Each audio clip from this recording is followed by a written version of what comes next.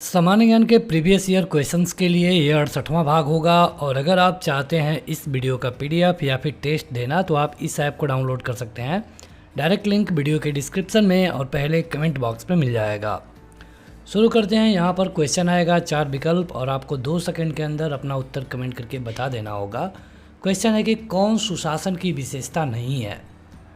सुशासन आप कहते हैं तो कौन ऐसा है जो कि सुशासन में नहीं आता है। जवाबदेही तो ये तो बिल्कुल आना चाहिए, ठीक है। पारदर्शिता भी होनी चाहिए। सही उत्तर होगा लाल फीताशाही। लाल फीताशाही नियमों को पालन करने से रोकता है, केवल दिखावा होता है। तो लाल फीताशाही सुशासन की विशेषता नहीं हो सकता है। क्वेश्चन 2018 एसएससी जेईई सिविल में पूछा गया था। मिथकों और कहावतों के रूप में प्रशासन के सिद्धांतों को किसने अस्वीकार किया। आपके विकल्प हैं, 2 सेकंड होगा आपके पास। ये किया गया था ड्वाइट वाल्डो के द्वारा। ड्वाइट वाल्डो के द्वारा। अगला क्वेश्चन है कि भारत सरकार की प्रथम औद्योगिक नीति की घोषणा कब की गई थी। देखिए, जब सरकार आज़ाद हुई तब जा कर के यहाँ पर औद्योगिक नीति की घोषणा की गई स्वतंत्रता के बाद, और ये किया गया था 6 अप्रैल 1948 को। भारत के आज़ाद होने के बाद 6 अप्रैल 1948 को भारत सरकार ने पहली बार औद्योगिक नीति की घोषणा की। इनमें से कौन सा एक राज्य का अनिवार्य कार्य नहीं है।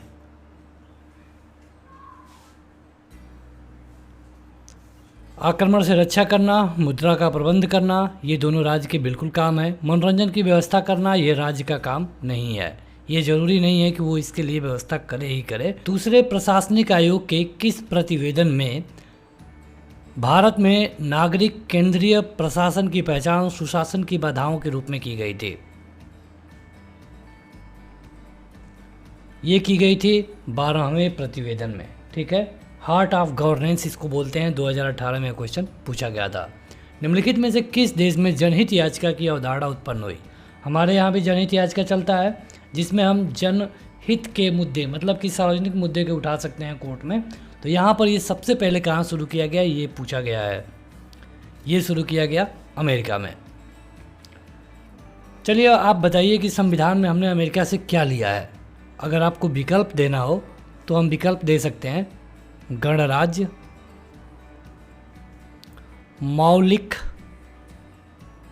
कर्तव्य और मौलिक अधिकार। इन्हीं 3 विकल्पों में से आपको बताना होगा हमने अमेरिका से क्या लिया है। निम्नलिखित देशों में से किससे लोकपाल का विचार लिया गया है। हमने लोकपाल कहाँ से लिया है। लोकपाल हमने लिया है स्वीडन से, क्योंकि जो लोकपाल एक शब्द है ये एक स्वीडिश शब्द है और जिसका काम चलाऊ अर्थ होता है कि शिकायतों का निपटारा करने वाला, ठीक है। तो ये एक स्वीडिश शब्द है, स्वीडन से लिया गया है। निम्नलिखित में से कौन सा कथन सही है। ये 3 कथन है, आपको बताना है कि एक या फिर एक से अधिक कथन सही है या फिर कोई नहीं।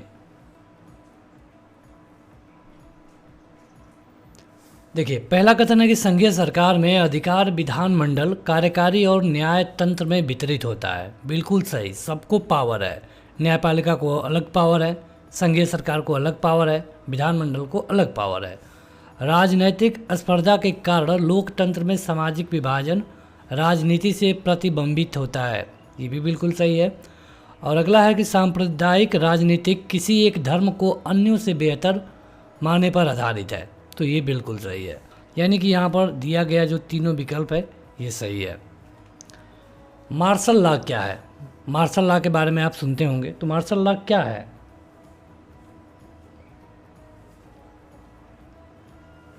देखिए, मार्शल लॉ का मतलब होता है कि ऐसा कानून ला देना जिसमें सेना सर्वे सर्वा हो जाए, ठीक है।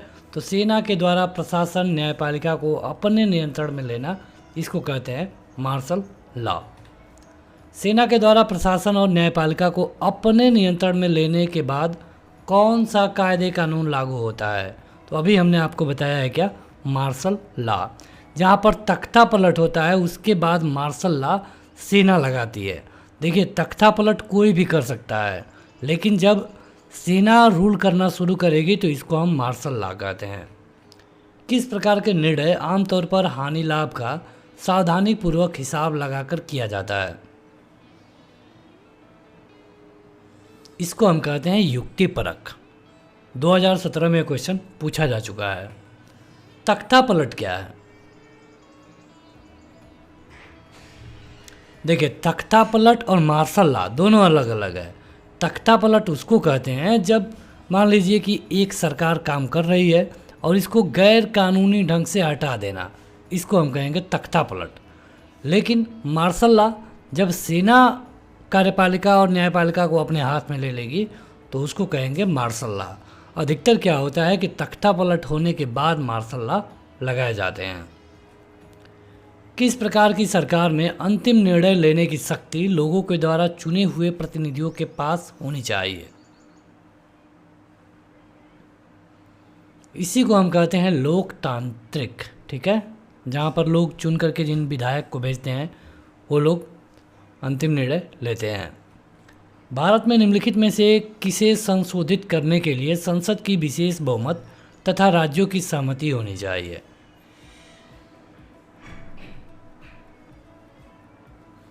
तो देखिए, अगर राष्ट्रपति का चुनाव कराना हो या फिर इसके तरीके में कोई फेरबदल आप करना चाहते हैं तो इसके लिए संसद की विशेष बहुमत चाहिए, राज्यों की सहमति भी चाहिए। 7वीं अनुसूची में अगर कोई आप बदलाव करना चाहेंगे तब भी चाहिए। मौलिक अधिकार में संशोधन के लिए राज्यों की सहमति नहीं चाहिए। तो यहाँ पर केवल आपका पहला और दूसरा वाला सही होगा।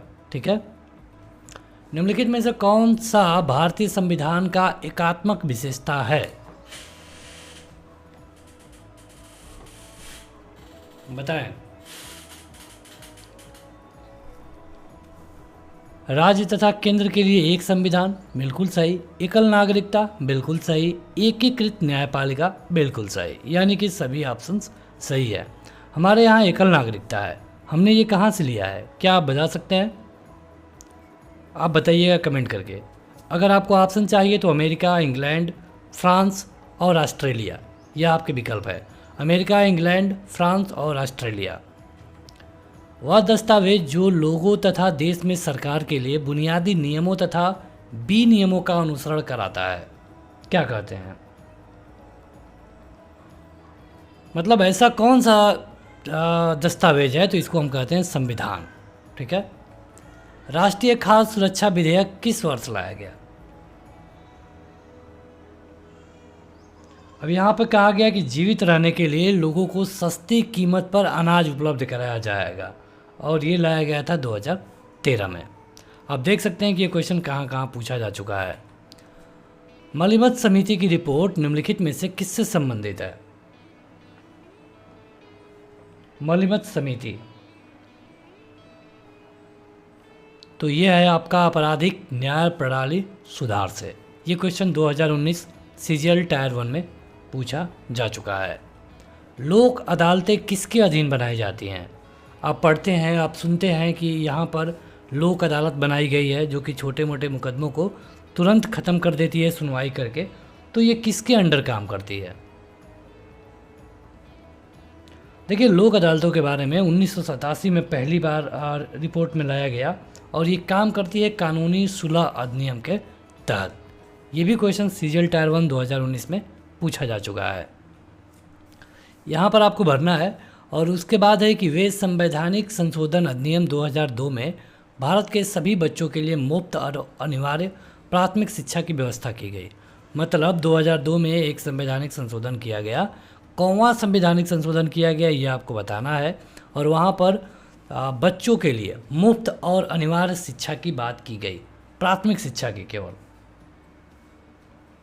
काफ़ी महत्वपूर्ण क्वेश्चन है ये है 86वां। बहुत बार आपसे परीक्षाओं में अलग अलग तरीके से ये पूछा जा चुका है। 2019 का ये क्वेश्चन है।